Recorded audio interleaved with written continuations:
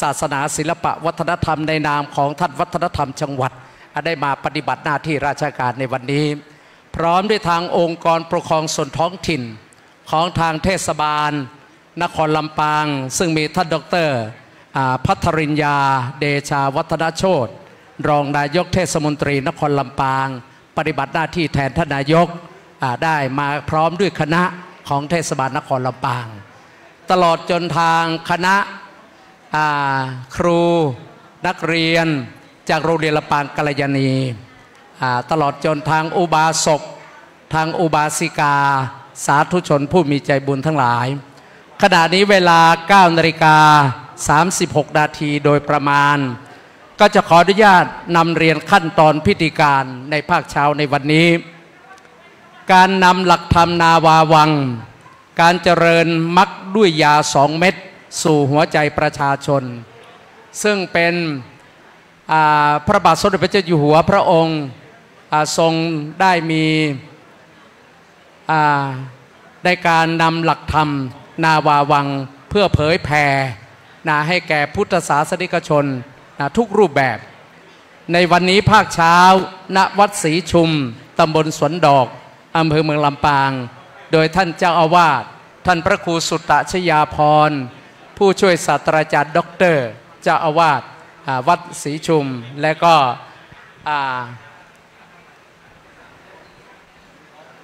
พร้อมด้วยคณะสงฆ์กำหนดการเวลา 9:30 นาทีคือขณะนี้คณะสงฆ์ข้าราชการประชาชนพร้อมกันณศาลาปฏิบัติธรรมแห่งนี้จากนั้นประธานฝ่ายสงฆ์คือพระเดชพระคุณท่านเจ้าคุณพระวิสุทธิวชิระวิมลเจ้าคณะจังหวัดลำปางแพร่ธรรมยุทธนิกายวัดสามัคคีบุญญารามประธานในพิธีฝ่ายสงฆ์ส่วนประธานในพิธีฝ่ายคฤหัสถ์ได้รับเกียรติจากท่านกิติกรโลสุนทรผู้ช่วยรัฐมนตรีว่าการกระทรวงสาธารณสุขและนายกสมาคมกีฬาจังหวัดลำปางเป็นประธานในพิธีเมื่อได้เวลาพร้อมแล้วประธานในพิธีในเวลา 10 นาฬิกา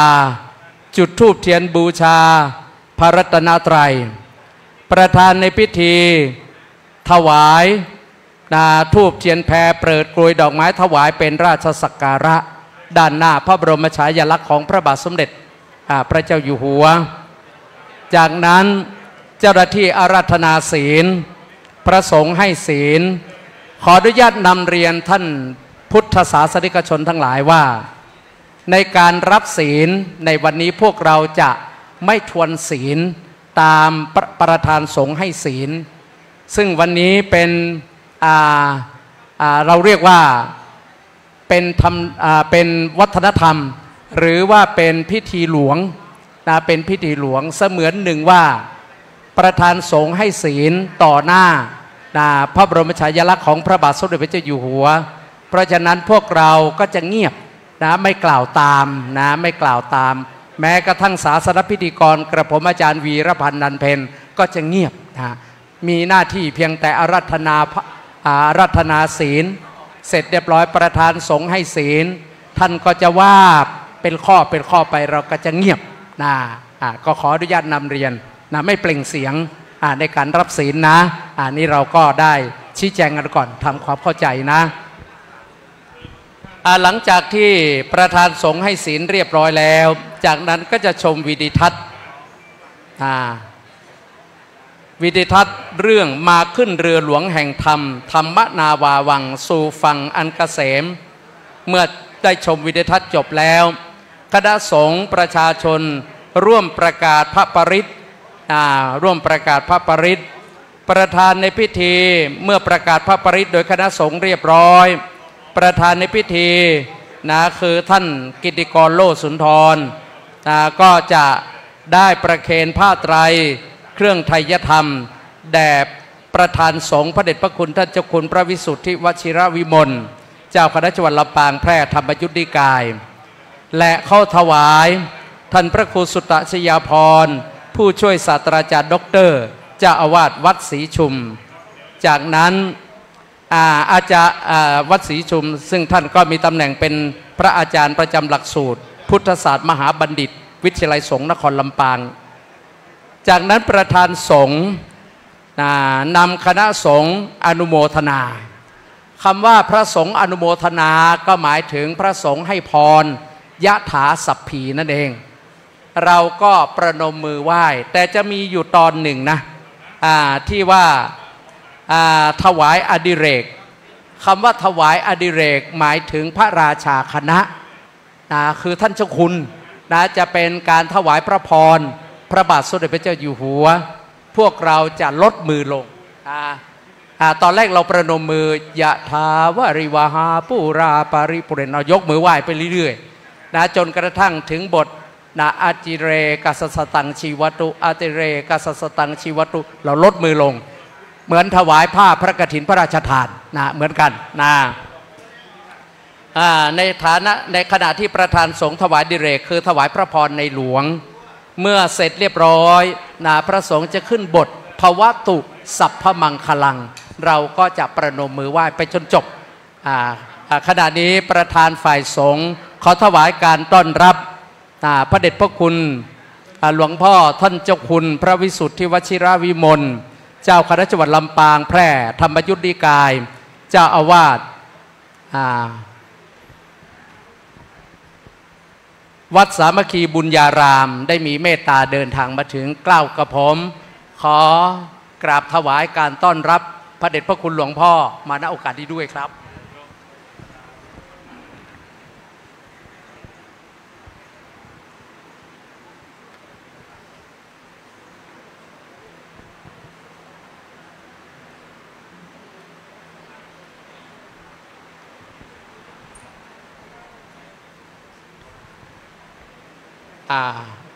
ได้อ่านกำหนดการให้จบนะฮะเมื่อพระสงฆ์อนุโมทนาให้พรจบเรียบร้อยแล้วจากนั้นประธานในพิธีกราบลาพระรัตนตรัยพวกเราก็ประนมมืออีกครั้งหนึ่งนะประธานถวายทำความเคารพคือจะต่อเนื่องกันเลยเมื่อประธานไปกราบลาพระรัตนตรัยคือไปกราบที่หน้าโต๊ะหมู่บูชาเสร็จเรียบร้อยก็ไปถวายทำความเคารพพระบรมฉายาลักษณ์ของพระบาทสมเด็จพระเจ้าอยู่หัวพวกเราก็ถวายทำความเคารพตามเมื่อประธานได้ถวายทำความเคารพกราบลาประธานสงฆ์เรียบร้อยจากนั้นกราบลาท่านพระครูสุตตชยาภรณ์เจ้าอาวาสเสร็จเรียบร้อยก็จะรับมอบของที่ระลึกบันทึกภาพพร้อมกันก็เป็นอันเสร็จพิธีนะครับก็เป็นที่น่ามุทิตาจิตพลอยยินดีกับพุทธบริษัททั้งหลายจังหวัดลำปางนั้นเราถือว่าเรามีความพลังแห่งสามัคคีไม่มีความแตกแยกทุกศาสนา5ศาสนาที่มาพึ่งโพธิสมภารของพระบาทสมเด็จพระเจ้าอยู่หัวได้มีความรู้รักสามัคคีปรองดองสมานฉันท์เมื่อวันเฉลิมพระชนมพรรษาวันที่28ที่ผ่านมาทางศาสนาทุกศาสนาได้ประกอบพิธีถวายพระพรขอต้อนรับท่านดร.จิรศักดิ์ปัลลำ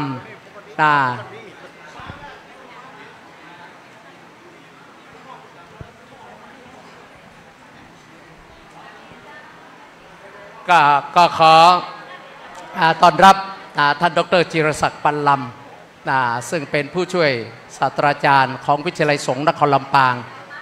ในที่ดูแลเกี่ยวกับเรื่องของพิธีการสนองงานของหลวงพ่อท่านพระครูสุตตชยาภรณ์นะครับ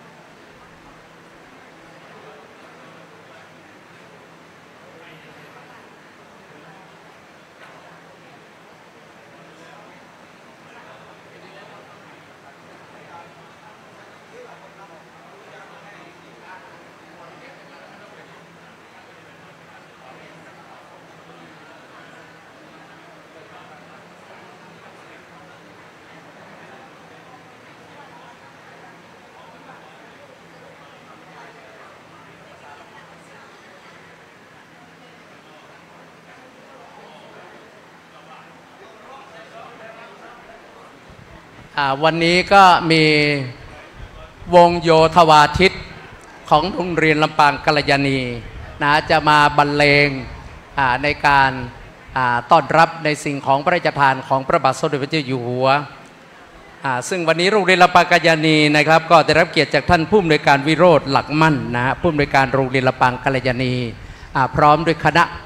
คุณครูของโรงเรียนลำปางกัลยาณีนักเรียน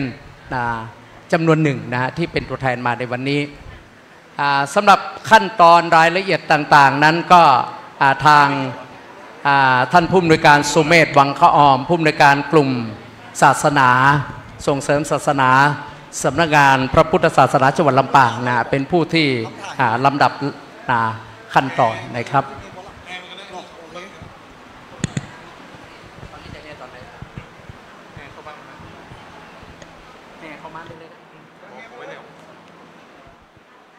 ก่อนที่ประธานในพิธี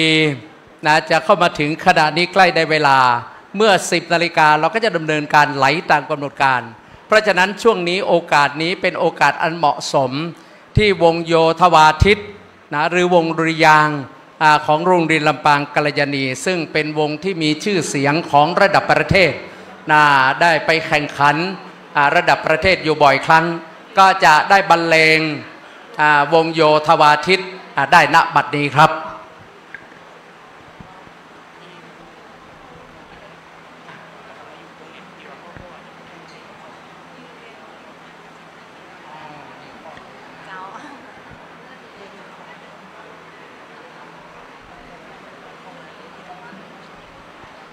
ก็ขอต้อนรับคณะครูอาจารย์โรงเรียนนอกเหนือจากลำปางกัลยาณีก็มีโรงเรียนบุญยวาสวิทยาลัยและก็โรงเรียนศึกษาสงเคราะห์จิตอารีนะฮะอันนี้ก็สังกัดเขตพื้นที่การศึกษามัธยมลำปางลำพูนนะที่ได้มาร่วมในพิธีในวันนี้ก็ขอต้อนรับน้องๆนักเรียนลูกๆทั้งหลายมาณโอกาสนี้ด้วยครับ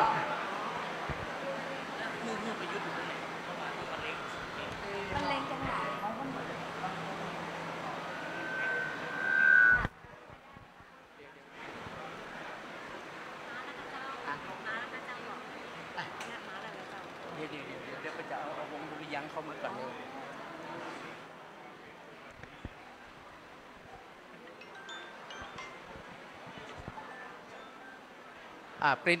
น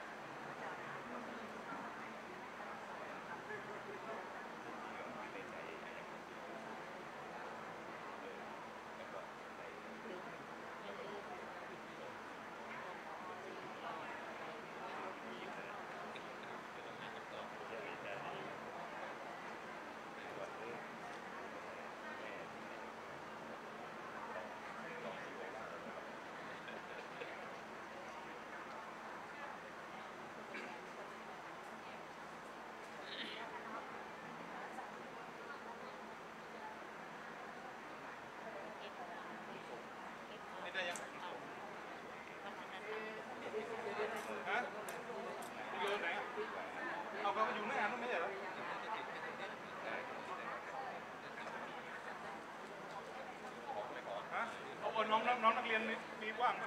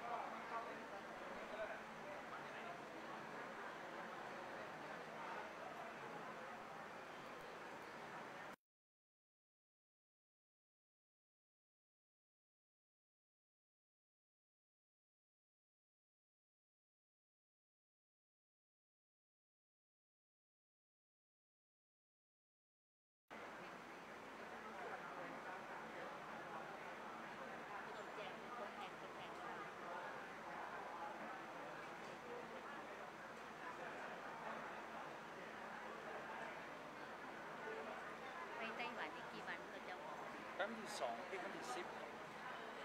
8 วันนะครับ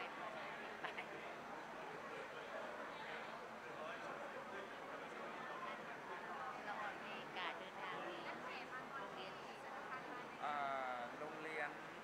ยนคนละ 5,000 แล้วก็มันใช้เงินประมาณ15,000นะคนหนึ่งอะครับกัดตัวของบินอย่างเดียวนะไปตัดส่งไปเลยครูบาเกมส่งไปดูก่อนนี่มา100,000นะครับแล้วก็ขอถือว่าละออนกลุ่มเนี่ยเป็นละออนที่ทำผลประโยชน์ให้โรงเรียนหมู่จิตอาสาอย่างต่างๆเนาะสมาคมนักเรียนเก่านี่เหมือนกับแบบเป็นทุนการศึกษาคนละ3,000ครับแล้วก็แต่ละทีมของเขาก็ออกงานออกงานเก็บสตังค์แต่แทนจะไม่ได้ตั้งกาเครื่องแล้วครับโดยเฉพาะอย่างกลุ่มผู้สินไว้นะครับแต่เครื่องละนี่นะครับแต่อาจจะมีแต่ติดไม้ติดมือไม่พอวันนั้นไปการต่างกองผู้สิบอกแม่ที่เปิดหมดเลยแม่กลับสรุปไปกับฮอนกับพันครับเรียกกับออนกับจะมีหมูเนี่ยเจ้านั่นแหละเขาไปซื้อจะส่งเงินเขาเอานายกมหานายกคือแต่ได้ก็หมื่นอีกอะอะไร5,000ก็หมื่นอีกจำไม่ได้อะไปเผยแผ่ในนามของเรียนทางบ้านของประเทศน่าจะเอาดุริยางค์ไปเราวางแผนได้ไม่ได้ครับ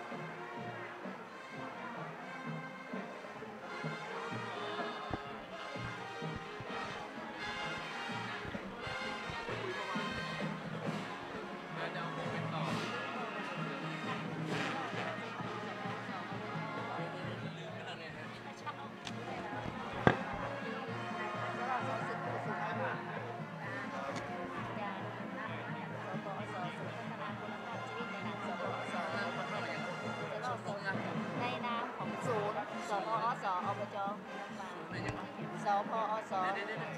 ศูนย์พัฒนาคุณภาพชีวิตและส่งเสริมอาชีพผู้สูงอายุและส่งเสริมอาชีพผู้สูงอายุองค์การบริหารส่วนจังหวัดจากกปชโดยไม่คุณแม่ธิดานะโตท้องเนาะเจ้านี่แหละจะลืมบอกเป็นประการบอกว่าบอก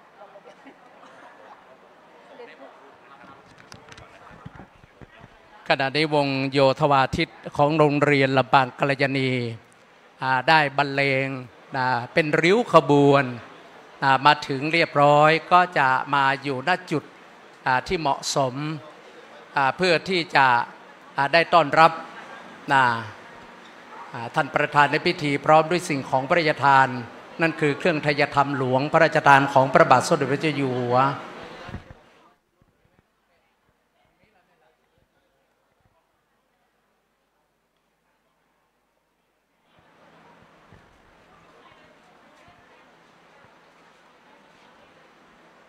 ก็ขออนุญาตนำเรียนสำหรับวงโยธวาทิต ก็จะบรรเลงเพลงสรรเสริญพระบารมีในขณะที่ประธานได้เปิดโกรยดอกไม้ถวายเป็นราชสักการะเบื้องหน้า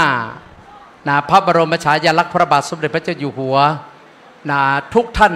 ได้โปรดยืนขึ้นถวายทำความเคารพเสร็จเรียบร้อยเพลงสรรเสริญพระบารมีบรรเลงเมื่อบรรเลงเสร็จเรียบร้อยก็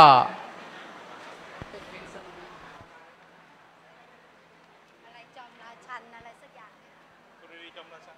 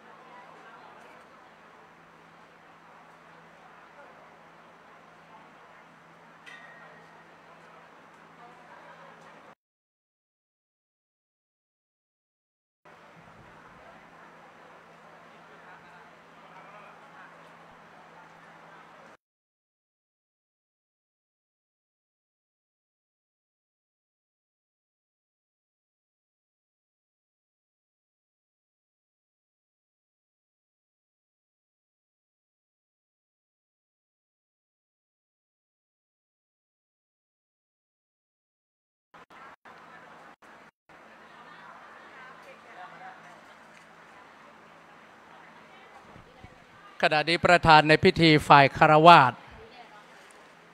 ท่านกิติกรโลสุนทรผู้ช่วยรัฐมนตรีว่าการกระทรวงสาธารณสุขและก็นายกสมาคมกีฬาจังหวัดลำปางได้ให้เกียรติเดินทางมาถึงครับ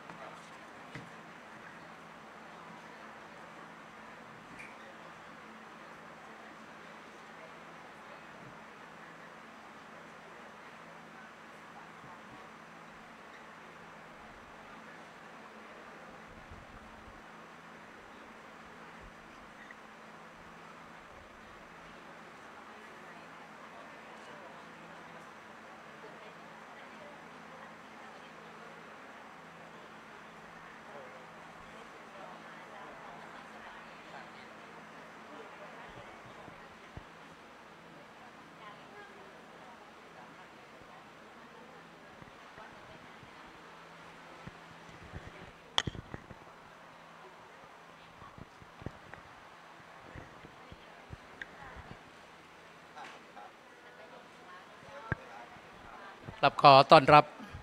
ท่านประธานในพิธีฝ่ายคารวาสคือท่านกิติกรโลสุนทรผู้ช่วยรัฐมนตรีว่าการกระทรวงสาธารณสุขและนายกสมาคมกีฬาจังหวัดลำปางได้ให้เกียรติเดินทางมาถึงครับ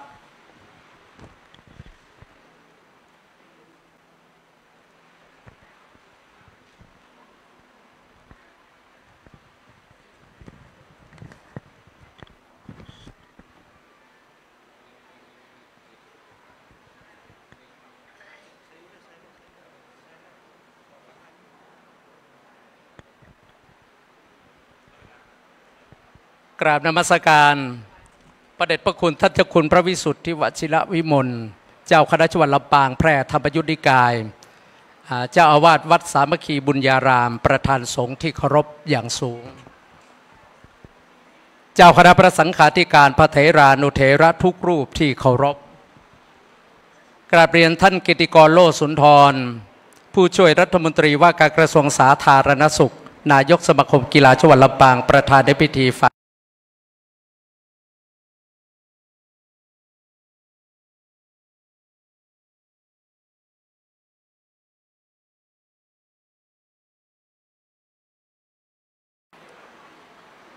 ในนามของ พุทธบริษัทพี่น้องชาวนครลำปางขอได้รับเกียรติครับจากนายกิติกรโลสุนทรผู้ช่วยรัฐมนตรีว่าการกระทรวงสาธารณสุขและนายกสมาคมกีฬาจังหวัดลำปางได้ให้เกียรติเป็นประธานฝ่ายคฤหัสถ์ในการประกอบพิธีบูชาพระรัตนตรัยขอกราบเรียนเชิญครับ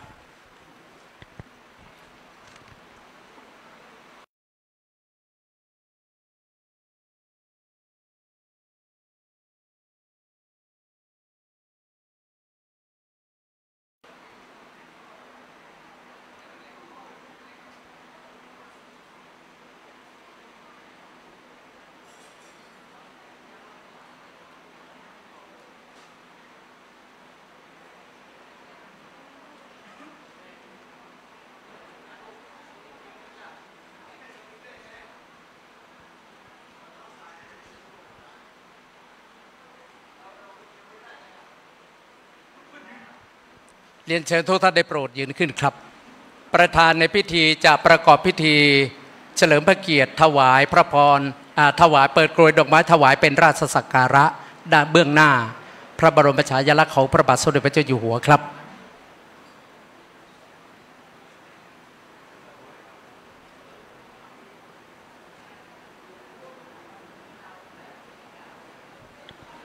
เพลงสรรเสริญบารมีครับ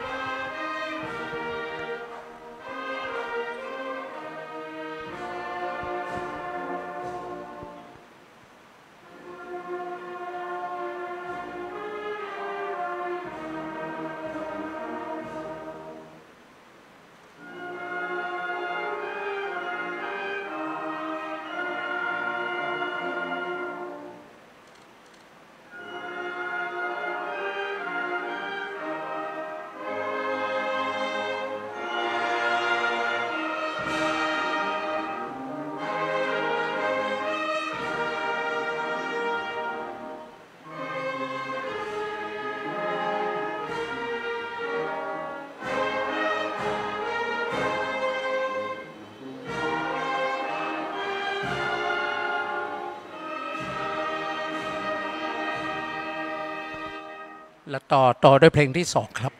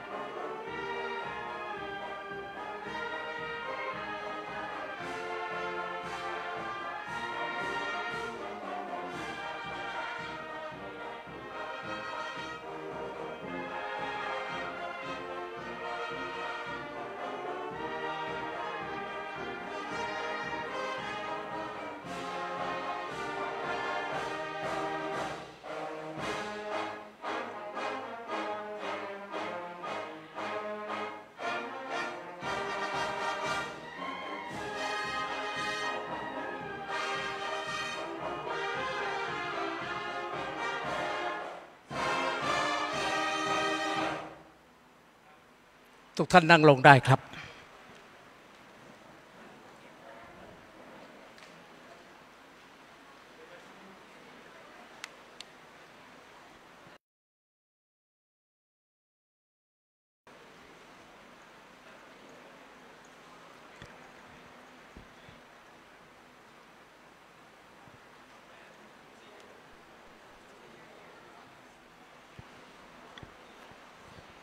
พุทธศาสนิกชนทุกท่านได้สำรวมจิตจะได้สมาทานเบญจศีลพร้อมกัน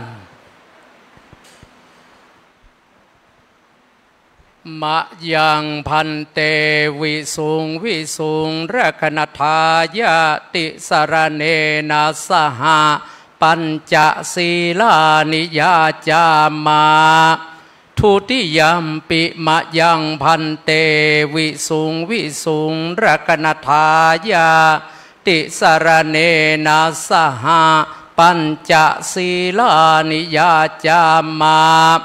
ตติยัมปิมะยังพันเตวิสุงวิสุงรักนัทายาติสรเนนะสหะปัญจศีลานิยาจามา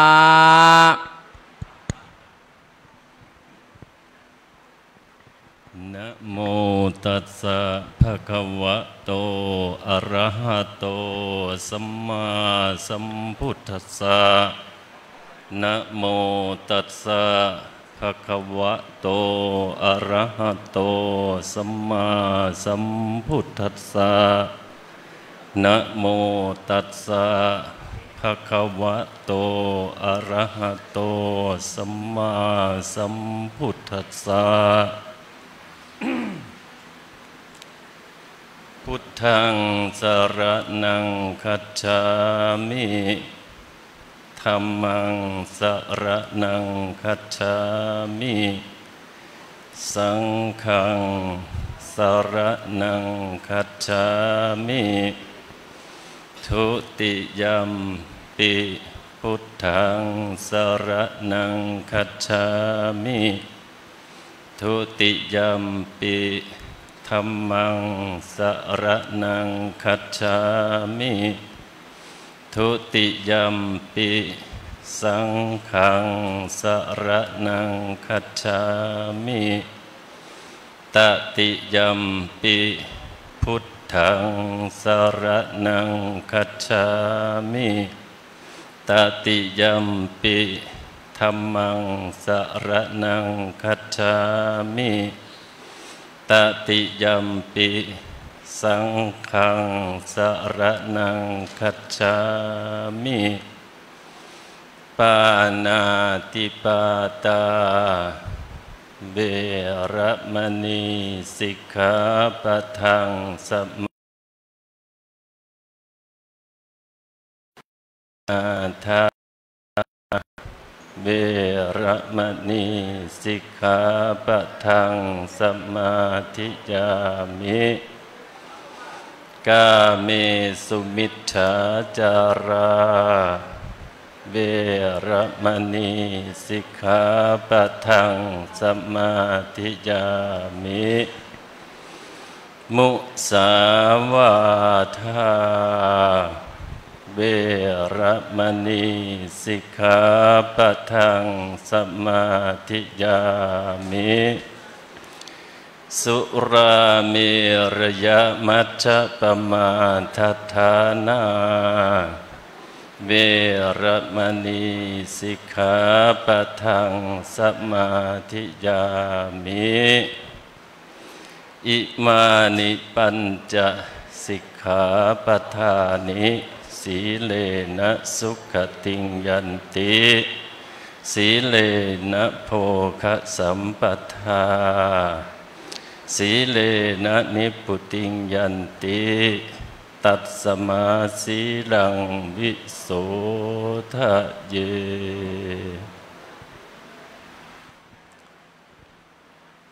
ลำดับต่อจากนี้ไปพุทธบริษัทจะได้ชมวิดีทัศน์มาขึ้นเรือหลวงแห่งธรรม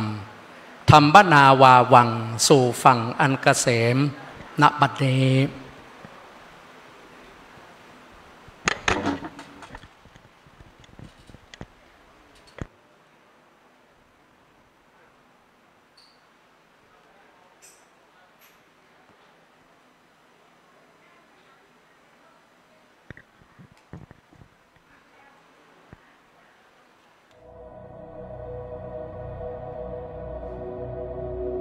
กว่า10 ปีที่พระทวีวัฒน์จารุวรรณโนหรือพระอาจารย์ต้นได้ยึดหลักปฏิบัติธรรมนาวาเผยแผ่ต่อพุทธศาสนิกชนในทุกช่องทางหลักคำสอนที่ถ่ายทอดอย่างเรียบง่ายชัดเจนตรงประเด็นทำให้คนมากมายเข้าใจธรรมะที่ง่ายต่อการปฏิบัติเพื่อสานต่อและบรรลุถึงพระพุทธประสงค์ที่พระพุทธองค์ทรงมอบไว้ธรรมนาวาค่อยๆแผ่ขยายในวงกว้างหลากหลายทั้งบรรยายธรรมจัดตั้งกลุ่มพุทธยุวชนวัยรุ่นฟังธรรมจัดตั้งกลุ่มพุทธรัตตัญญูชนบรรยายธรรมสำหรับผู้ใหญ่จัดตั้งยุวสังฆศาสนทายาทและสร้างบุคลากรสงฆ์การเดินทางของธรรมนาวาโดยพาให้คนพ้นจากห่วงแห่งความทุกข์เป็นจำนวนมากทำให้ความทราบถึงพระบาทสมเด็จพระเจ้าอยู่หัวรัชกาลที่10ทรงให้ความสนพระทัยที่จะศึกษาในหลักปฏิบัตินี้ทรงมีพระราชปุจฉาถึงพระอาจารย์ต้นให้อธิบายความหมายและที่มาของคำว่าธรรมนาวาได้ความว่าพระพุทธเจ้าทรงเปรียบมนุษย์เสมือนผู้ตกอยู่ในห้วงแห่งทะเลทุกข์จึงทรงแสดงธรรมเป็นประดุจดังเรือที่ล่องลอยรับผู้คนเข้าสู่ฝั่งอันปลอดภัยได้มีคำกล่าวไว้ในพระสุตตันตปิฎกขุททกนิกายอัปปทานภาค2พุทธวังสจริยาปิฎกว่าธัมมังวิถาริกังกัตตวาวิภชิตวามหาชนังธรรมนาวังทเปตวานะนิบบุโตโซสะซาวโกพระองค์พร้อมทั้งสาวกทรงจำแนกธรรมไว้อย่างพิสดารประดิษฐานมหาชนไว้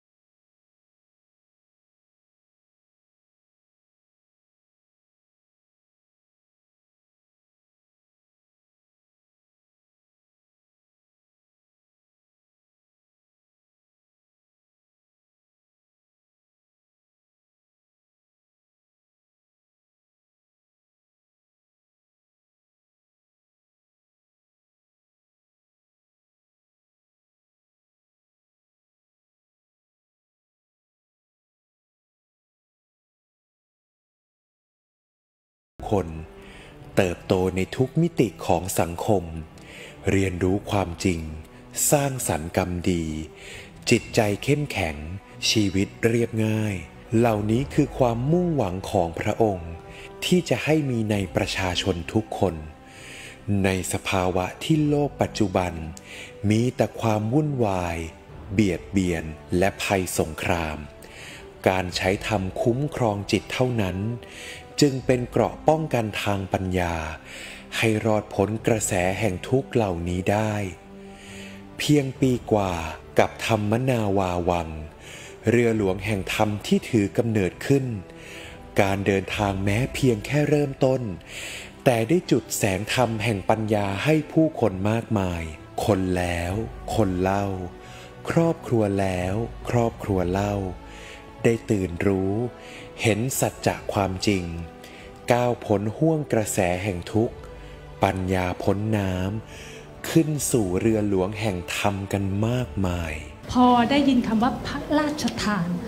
จิตมันรู้สึกว่าอยากได้รับทานตรงนั้น ซึ่งตัวเองเนี่ยทุกข์มานานมากเป็นพุทธที่เป็นพุทธแท้ทั้งชีวิตเราไม่เคยคิดว่าจะเจอได้รับคำตอบว่าศาสนามีเหตุผลจากเดิมค่ะที่เป็นซึมเศร้าและแพนิคเนี่ยไม่อยากใช้ชีวิตแล้วอยากตายจิตใจมันเริ่มเข้มแข็งขึ้นเรียกว่าพระรัตนตรัยเยียวยาทุกสิ่งจริงๆพอเราท่องพระรัตนตรัยอยู่ดีความกลัวที่เรามีในเรื่องอื่นๆก็หายไปปกติผมเป็นคนขี้โกรธพอผมทักอารมณ์ว่านี่คือความโกรธมันจะทำให้เรารู้ว่าเราเห็นความโกรธแล้วและเดี๋ยวมันจะดับเองตามธรรมชาติพุทโธเมนะโตธัมโมเมนะโตสังโฆเมนะโตสัมผัสได้ถึงความห่วงใยของพระมหากษัตริย์รัชกาลที่10ที่ท่านได้มีความรักต่อประสบนิกรของท่านจริงๆจากหัวใจของท่านน้อมกราบขอบพระคุณทราบซึ้งในพระมหากรุณาธิคุณของพระองค์ที่มีความเมตตาห่วงใยความทุกข์ของพระสงฆ์นิกรชาวไทยข้าพเจ้าขอน้อมสำนึกในพระมหากรุณาธิคุณของพระบาทสมเด็จพระเจ้าอยู่หัวและสมเด็จพระราชินีที่ได้มอบของขวัญล้ำค่าที่สุดนี้ให้กับดิฉันได้รู้จักพระรัตนตรัย Thank you, Her Majesty, for this important project. Thank you for inviting me to this event, and I'm so grateful. So.Thank you so much ซาบซึ้งมากค่ะซาบซึ้งในพระกรุณาไม่คิดว่าจะมีธรรมะของภาคประชาชนขออนุโมทนากับในหลวงรัชกาลที่10แล้วก็กับทุกๆพระองค์ขอพระองค์ทรงพระเจริญยิ่งยืนนานพาปัญญาพ้นน้ำขึ้นสู่เรือหลวงแห่งธรรมกันมากมายจวบจนวันนี้13กรกฎาคม2568ในวันที่เรือแห่งธรรมได้เคลื่อนมาถึงดินแดนล้านนาโดยมีพระเมตตาของพระบาทสมเด็จพระเจ้าอยู่หัวและสมเด็จพระนางเจ้าพระบรมราชินีได้ทรงเป็นประธานทรงกำลังพระทัยต่อประสบนิกรของพระองค์ในงานปูทางสู่การตื่นรู้ธรรมนาวาวังรุ่นที่4ที่จังหวัดเชียงใหม่ด้วยพระองค์เองพุทโธเมนาโถพระพุทธเป็นที่พึ่งอันประเสริฐของข้าพเจ้าธัมโมเมนาโถพระธรรมเป็นที่พึ่งอันประเสริฐของข้าพเจ้าสังโฆเมนาโถพระสงฆ์เป็นที่พึ่งอันประเสริฐของข้าพเจ้าดีใจแล้วก็ตื่นเต้นที่จะได้มารับฟังปฏิบัติกันทั้งครอบครัวครับผมโอ้ขนลุกดีมากมันคือประตูแห่งธรรมจริงๆก็ครั้งหนึ่งในชีวิตนะคะก็อยากจะมาฟังธรรมะพระราชทานสามารถนำไปปรับใช้ในชีวิตประจำวันใช้ในการทำงานการปฏิบัติรู้สึกดีขึ้นเยอะโดยเฉพาะเรื่องของการทักอารมณ์วันหนึ่งพันอารมณ์จริงๆพอเรามาฟังของพระอาจารย์ต้นคือเป็นภาษาที่เหมือนมันย่อยง่ายอะค่ะแล้วมันทำให้แบบการสื่อสารมันเข้าถึงกันได้ง่ายเราก็พยายามที่จะฝึกอยู่กับปัจจุบันแต่การฝึกอยู่กับปัจจุบันของเราเนี่ยมันกลายเป็นในลักษณะของการข่มเรารู้แล้วว่าแค่เรารู้ก่อนรู้กับอารมณ์ที่มันเกิดขึ้นก่อนแล้วเราก็ค่อยไปละมันประสบนิกรชาวไทยเราตอนนี้เรียกว่าสภาวะจิตนะคะย่ำแย่กันตามกันดังนั้นเมื่อมีธรรมะของพระพุทธเจ้ารู้สึกว่ามีที่พึ่งทางใจแล้วก็ทำได้ด้วยตัวเองด้วยอยากมารับเสด็จนะคะมารับเสด็จในหลวงรัชกาลที่10ค่ะรูปนี้หนูวาดเองตั้งใจจะให้ในหลวงค่ะขอพระองค์ทรงพระเจริญยิ่งยืนนานในเมื่อพ่อมาที่เชียงใหม่นี่แหละพวกเราต้องได้ไปเรารู้ว่าเราอยู่ในประเทศไทยเมื่อมีพระองค์เราปลอดภัยนะคะแล้วเรากินอิ่มนอนหลับมันเป็นความปราบปลื้มปิติบอกว่าอย่างใหญ่หลวงหาประมาณไม่ได้นะคะตื่นตันใจในสิ่งที่พระองค์ได้พระราชทานได้ตื่นรู้ให้ออกจากความทุกข์ธรรมนาวาวังไม่ว่าหนทางจะไกลแค่ไหนห้วงมหาสมุทรแห่งความทุกข์จะมากเพียงไรภารกิจอันเป็นพระมหากุศลจะมุ่งมั่นในเจตนารมณ์และมั่นคงในทิศทางที่จะดำเนินต่อไปเพื่อความผาสุกของอาณาประชาราษฎร์และสานต่อพระพุทธปณิธานของพระบรมศาสดาพวกเราชาวไทยโชคดีเหลือเกินที่ได้เกิดภายใต้พระบารมีของพระบาทสมเด็จพระเจ้าอยู่หัวผ ผู้ทรงเป็นองค์เอกอัครพุทธศาสนูปถัมภกพระราชทานสมบัติอันล้ำค่าคือมหาปัญญาในอริยมรรคพระราชทานความเป็นอริยะให้ปวงชนบนดินแดนอันผาสุกในยุคศิวิไลย์ของพระบาทสมเด็จพระเจ้าอยู่หัวและสมเด็จพระนางเจ้าพระบรมราชินีของปวงชนชาวไทย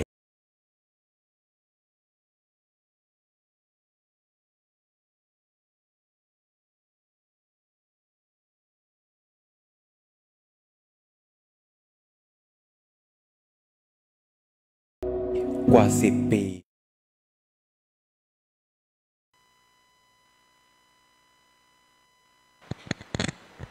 ขณะนี้ในการชมวิดีทัศน์มาขึ้นเรือหลวงแห่งธรรมธรรมนาวาวังสู่ฝั่งอันเกษมได้จบเรียบร้อยแล้วลำดับต่อจากนี้ไปท่านพระครูสุตตชยาภรณ์ผู้ช่วยศาสตราจารย์ด็อกเตอร์เจ้าอาวาสวัดศรีชุมอาจารย์ประจำหลักสูตรพุทธศาสตร์มหาบัณฑิตวิทยาลัยสงฆ์นครลำปางก็จะได้นำในการกล่าวประกาศพระปริตณบัดนี้ครับขอให้ทุกท่านได้ระลึกถึงพระรัตนตรัย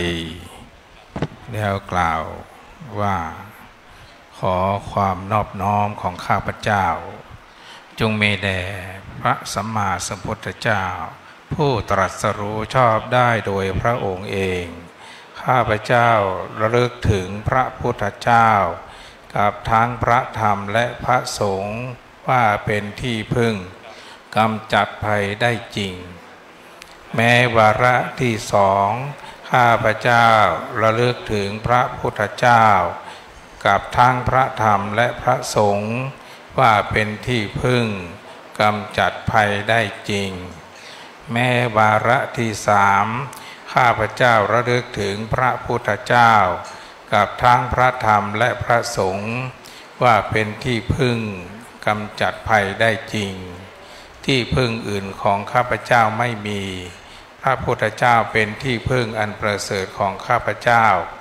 ที่พึ่งอื่นของข้าพเจ้าไม่มีพระธรรมเป็นที่พึ่งอันประเสริฐของข้าพเจ้าที่พึ่งอื่นของข้าพเจ้าไม่มีพระสงฆ์เป็นที่พึ่งอันประเสริฐของข้าพเจ้าโทษอันใดที่ข้าพเจ้าได้ล่วงละเมิดในพระพุทธพระธรรมพระสงฆ์ขออำนาจแห่งพระพุทธพระธรรมพระสงฆ์จงอดโทษจงอภัยแก่ข้าพเจ้าด้วยเถิดข้าพเจ้าจะระมัดระวังสำรวมในพระพุทธพระธรรมพระสงฆ์ต่อไปขออำนาจพระพุทธพระธรรมพระสงฆ์จงดลบันดาลกระแสการสวดประกาศรัตนปริตของข้าพเจ้าในเวลานี้ให้รับรู้ถึงแก่เทพมหาราชทั้งสี่พร้อมทั้งยักษ์ครุฑขนทัน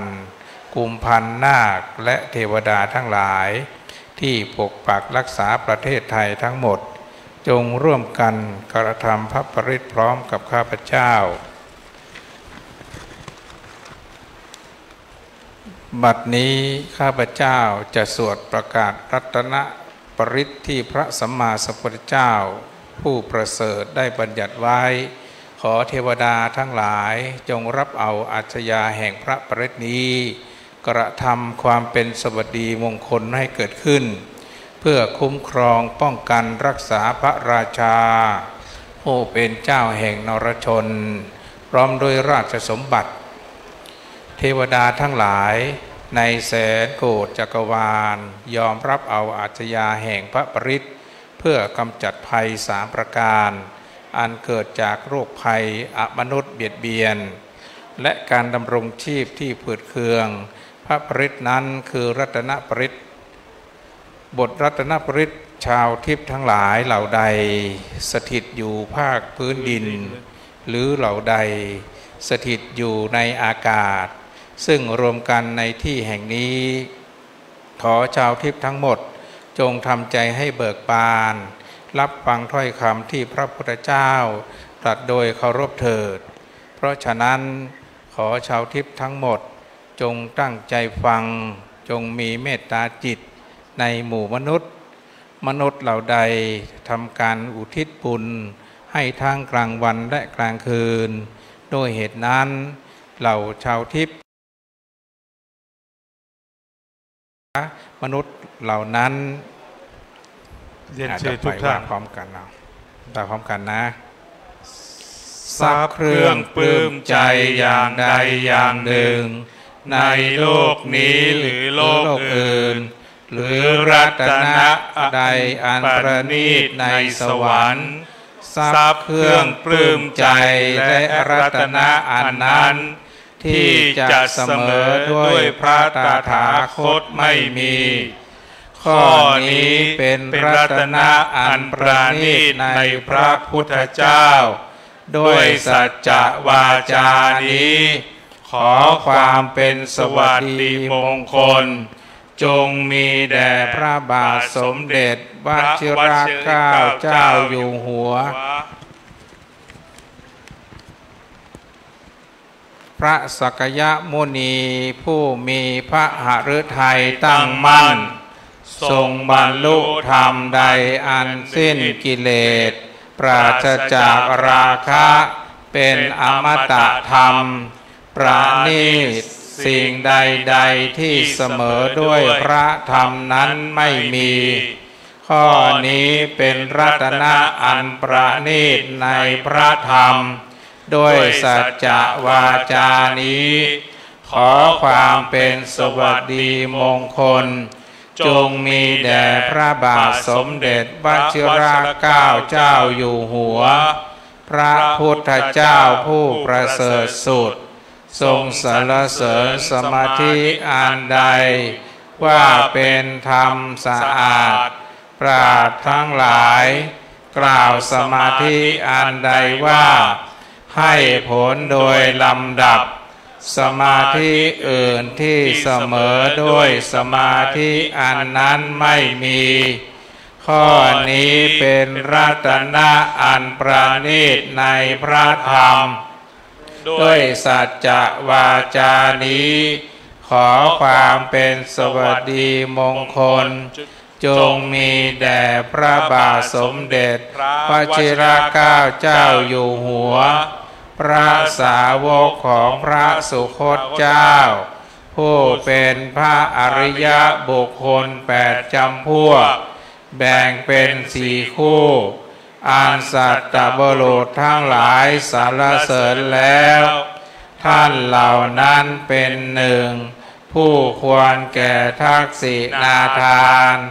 ทานทั้งหลายที่เขาถวายในพระอริยบุคคลเหล่านั้นย่อมมีผลมากข้อนี้เป็นรัตนะอันประณีตในพระสงฆ์ด้วยสัจจวาจานี้ขอความเป็นสวัสดีมงคลจงมีแด่พระบาทสมเด็จวชิรเกล้าเจ้าอยู่หัวพระอรหันต์เหล่าใดมีใจตั้งมั่นดีแล้ว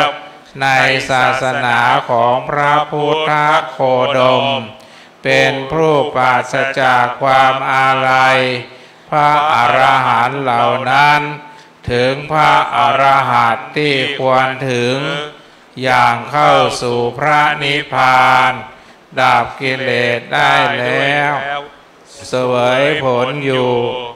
ข้อนี้เป็นรัตนะอันประณีตในพระสงฆ์ด้วยสัจจวาจานี้ขอความเป็นสวัสดีมงคลจงมีแด่พระบาทสมเด็จวชิรเกล้าเจ้าอยู่หัวเสาหลักใหญ่ที่ฝังดินดีแล้วไม่หวั่นไหวด้วยพายุจากสี่ทิศฉันใดบุคคลเหล่าใดได้เห็นอริยสัจสี่พระตถาคตเรียกผู้นั้นว่าเป็นสัตตบุรุษผู้ไม่หวั่นไหวด้วยโลกธรรมฉันนั้น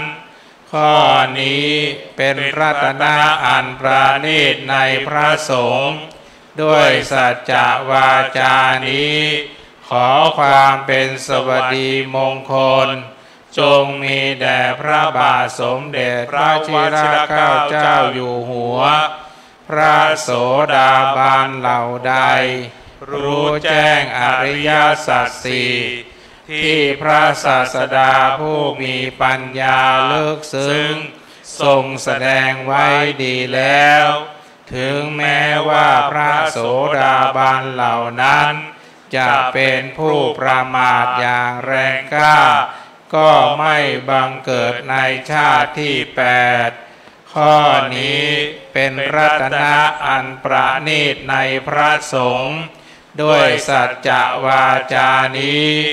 ขอความเป็นสวัสดีมงคลจงมีแด่พระบาทสมเด็จพระวชิรเกล้าเจ้าอยู่หัวความเห็นผิดในกายสากายทิฏฐิความสงสัยในพระนิพพานวิกิกิจฉาความถือผิดอย่างงมงายศีลพัตตปรามาสอย่างใดอย่างหนึ่งมีอยู่สังโยชน์ธรรมเหล่านั้นย่อมเป็นอันพระโสดาบันละได้แล้วพร้อมด้วยปัญญาอันเห็นแจ้งทีเดียวอันหนึ่งพระโสดาบันเหล่านั้นเป็นผู้พ้นแล้วจากอบายทั้งสี่ไม่สองกระทำอธิษฐาน6แน่3ข้อนี้เป็นรัตนะอันประณีตในพระสงฆ์ด้วยสัจจะวาจานี้ขอความเป็นสวัสดิมงคลจงมีแด่พระบาทสมเด็จพระวชิรเกล้าเจ้าอยู่หัวถึงแม้ว่าพระโสดาบันนั้นยังทำบาปกรรมทางกายวาจาหรือใจอยู่บ้างเพราะความพลาดพลั้งท่านก็ไม่อาจจะปกปิดบาปกรรมนั้นไว้พระพุทธเจ้าตรัสความที่พระโสดาบันผู้เห็นพระนิพพานแล้วไม่อาจปกปิดบาปกรรมนั้นได้ข้อนี้เป็นรัตนะอันประณีตในพระสงฆ์ด้วยสัจจะวาจานี้ขอความเป็นสวัสดิมงคลจงมีแด่พระบาทสมเด็จพระวชิรเกล้าเจ้าอยู่หัวพุ่มไม้งามในป่าที่ปริยอดอ่อนสะพรั่งในช่วงเดือนแรกของฤดูร้อนฉันใดพระผู้มีพระภาคเจ้าได้แสดงธรรมอันประเสริฐเพื่อให้ถึงพระนิพพานเพื่อประโยชน์อย่างยิ่งแก่สัตว์ทั้งหลายก็อุปมาเหมือนความเจริญงอกงามแห่งปัญญาฉันนั้นข้อนี้เป็นรัตนะอันประณีตในพระพุทธเจ้าด้วยสัจจะวาจานี้ขอความสวัสดีมงคล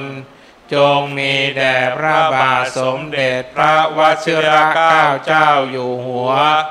พระพุทธเจ้าผู้ประเสริฐทรงรู้ธรรมอันประเสริฐ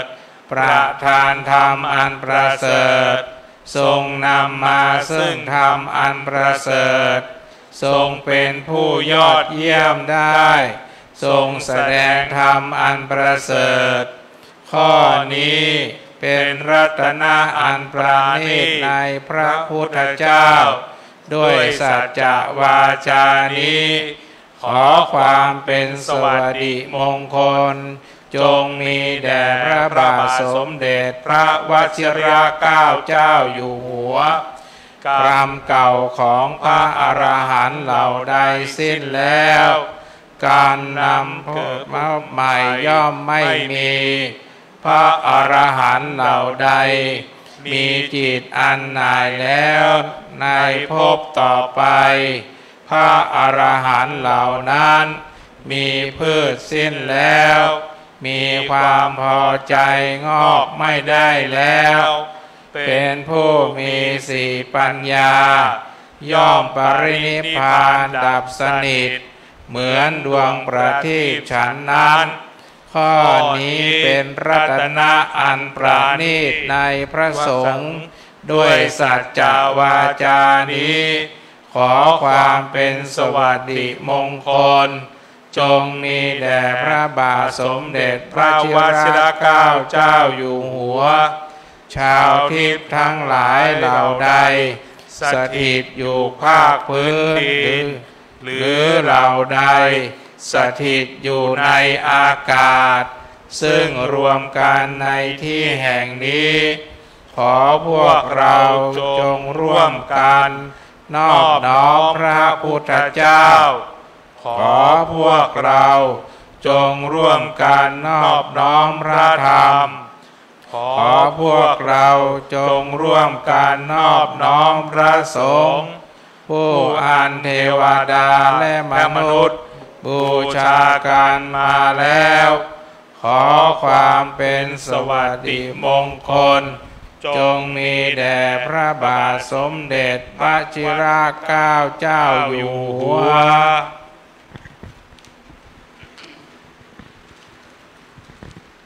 ลำดับต่อจากนี้ไปเรียนเชิญนายกิติกรโลสุนทรผู้ช่วยรัฐมนตรีว่าการกระทรวงสาธารณสุขนายกสมาคมกีฬาจังหวัดลำปางได้เข้าถวายผ้าไตรเครื่องไทยธรรมแด่ประธานสงฆ์พระเดชพระคุณท่านเจ้าคุณพระวิสุทธิ์วชิรวิมลและเข้าถวายท่านพระครูสุตชยาพรผู้ช่วยศาสตราจารย์ดร.เจ้าอาวาสวัดศรีชุมพระอาจารย์ประจำหลักสูตรพุทธศาสตร์มหาบัณฑิตวิทยาลัยสงฆ์นครลำปางขอกราบเรียนเชิญครับ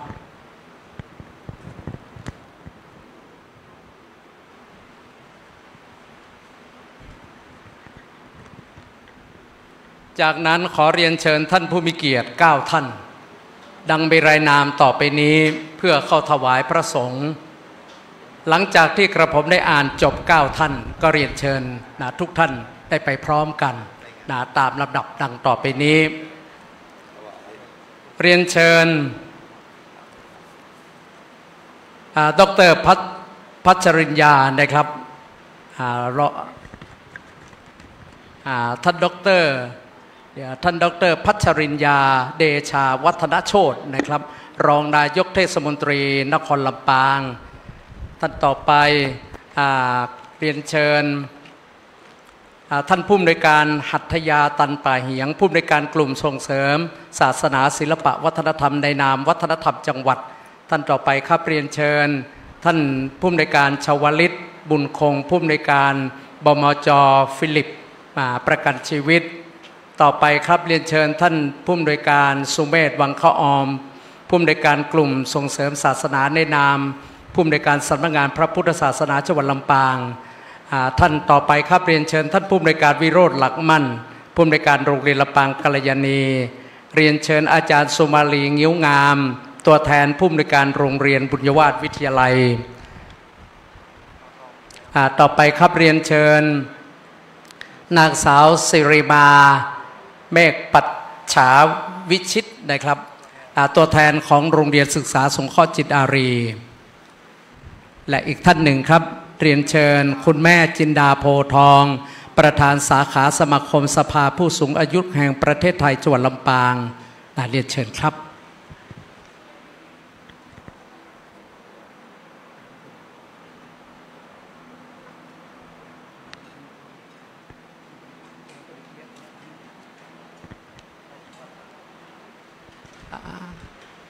ท่านผอ.สุเมธได้ช่วยดูด้วยครับครับ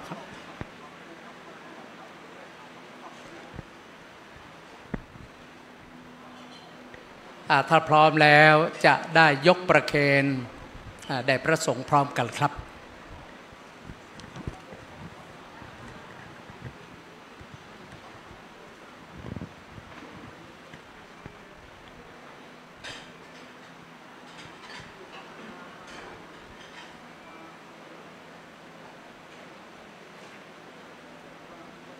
หลังจากถวายเสร็จเรียบร้อยกลับนั่งที่เดิมครับท่านไหนที่มีน้ำก็เตรียมกรวดน้ำท่านไหนไม่มีก็ไม่เป็นไร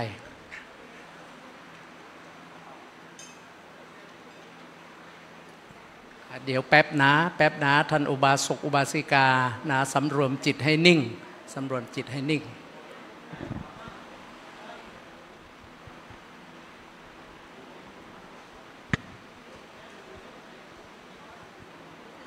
ลำดับต่อจากนี้ไปพระสงฆ์ทั้งนั้นอนุโมทนาณบัดนี้ยะถาวาริวหาปุราภริปุเรนติสักขะรังเอวะเมวะอิโตทินังเปตานังอุปกปปติอิจิตังปฏิตังตุมหังคิปะเมวะสมิจฉตุสัพเพปุเรนตุสังกัปปาจันโทปนะระโสยถามณิโชติระโสยถามิบาจันตุสัพเวนัสตุมาเตภวัตบันตรายโยยุโกภวัสสัพพิติโยวิบัตโกมินาสตุมาเตภวัตบันตรายโยสุขิติกายยุโกภวัสสัพ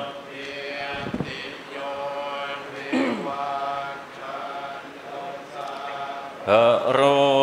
โกมินาสตุมาเตภวัตบันตรายโยสุขิติกายยุโก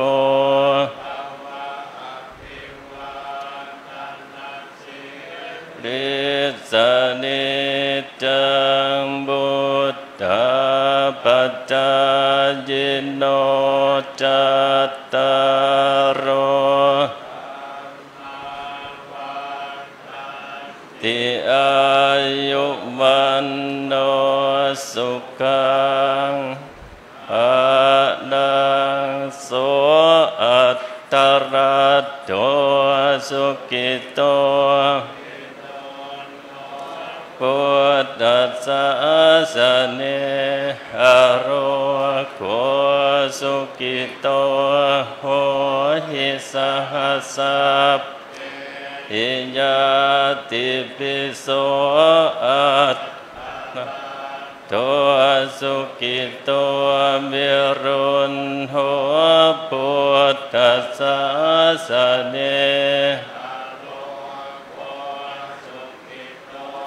โหหิสหัสสะเมหิยาติปิโสอัตถรัตโตสุขิโต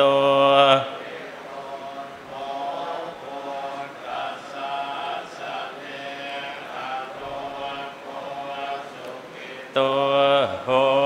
หิสหัสสะเมหิยาติปิอติเรกะวัสสสตังชีวตุอติเรกะวัสสสตังชีวตุอติเรกะวัสสสตังชีวตุทีฆายุโกโหตุอโรโกโหตุทีฆายุโกโหตุอโรโกโหตุสุขิโตโหตุปรเมนทะ มหาราชาสิทธิกิจจังสิทธิ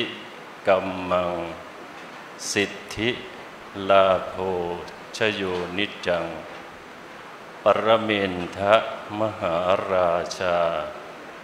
วรัสสะขอ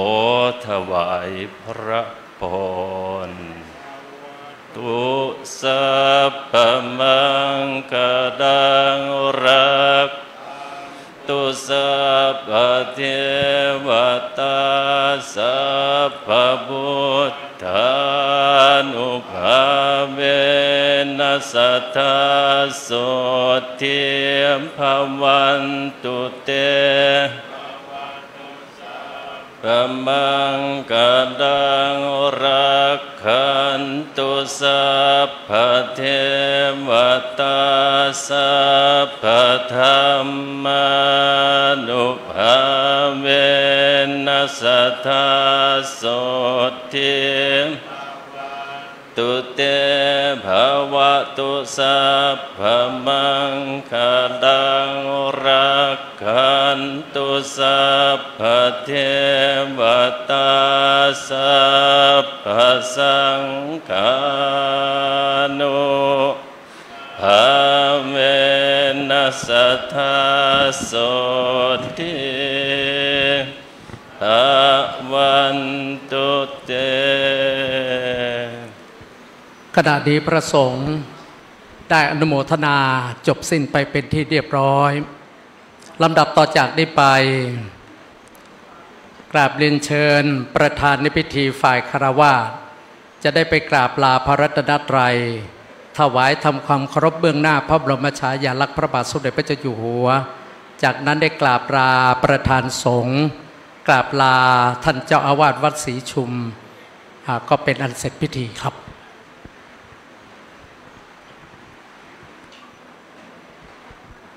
ทุกท่านได้โปรดยืนขึ้นครับถวายทำความเคารพพระบรมฉายาลักษณ์พระบาทสมเด็จพระเจ้าอยู่หัว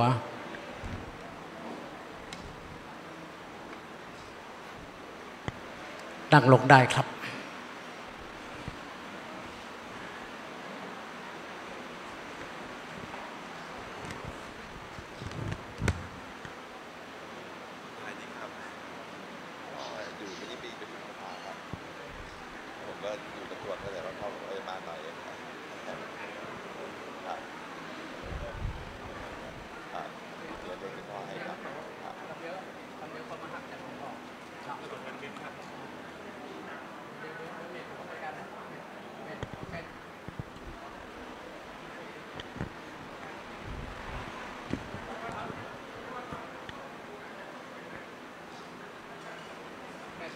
รับทุกคนเลยเหรอ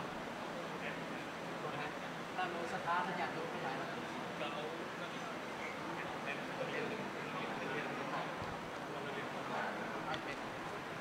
ขณะนี้พิธีในการนำหลักธรรมนาวาวังการเจริญมรรคด้วยยา2 เม็ดสู่หัวใจประชาชนของวัดศรีชุมตำบลสวนดอกอำเภอเมืองลำปางจังหวัดลำปางก็เสร็จสิ้นเรียบร้อยนะครับต่อไปเรียนเชิญทางสำนักงานพระพุทธศาสนาครับนะครับต่อไปเราจะได้ให้น้องนักเรียนนะครับซึ่งเป็นตัวแทนได้เข้ามารับนะครับอันนี้เขาเรียกว่าแผ่นธรรมนาวาวังซึ่งเป็นธรรมมันเป็นมงคลที่พระบาทสมเด็จพระเจ้าอยู่หัวได้พระราชทานธรรมมันเป็นประเสริฐขอตัวแทนนักเรียนนะครับลำปางกัญญาณีครับมา1 ท่านเข้ารับนะครับ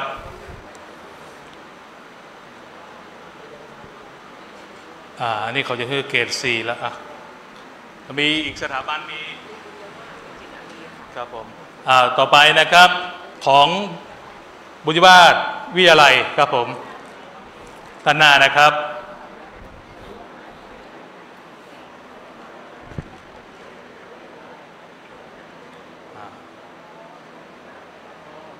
มือยื่นมือทั้ง2 มือครับ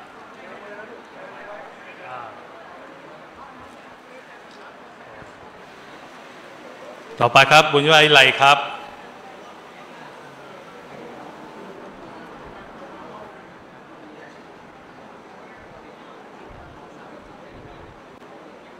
จิตอารีครับ เรียนศึกษาสงเคราะห์จิตดารีนะครับรับเลยครับดังนั้นนะครับเราต้อง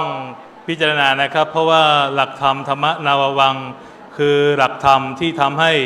เราท่านทั้งหลายนะครับมีความเจริญงอกงาม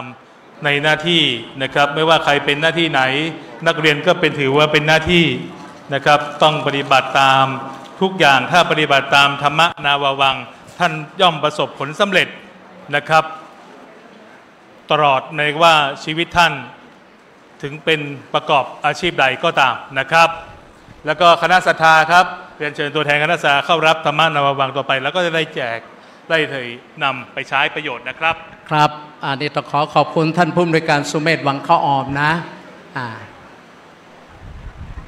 ครับเรียนเชิญเข้ารับครับท่านสมยศวงเจริญนะเรียนเชิญเข้ารับเลยครับท่านครับขออนุโมทนาผู้มีจิตศรัทธานะครับที่ได้มาตั้งโรงทานน้ำดื่มจากวัดประตูต้นพึ่งนะและก็ข้าวกล่อง300กล่องจากกลุ่มสล้อสอสึ่งนะครับดนตรีไทยของผู้มีจิตอาสาศูนย์พัฒนาคุณภาพชีวิตและส่งเสริมอาชีพผู้สูงอายุนะครับองค์การบริหารส่วนจังหวัดลำปางก็ขออนุโมทนามาณโอกาสนี้ด้วยครับต่อไปครับขอบคุณนะครับร้าน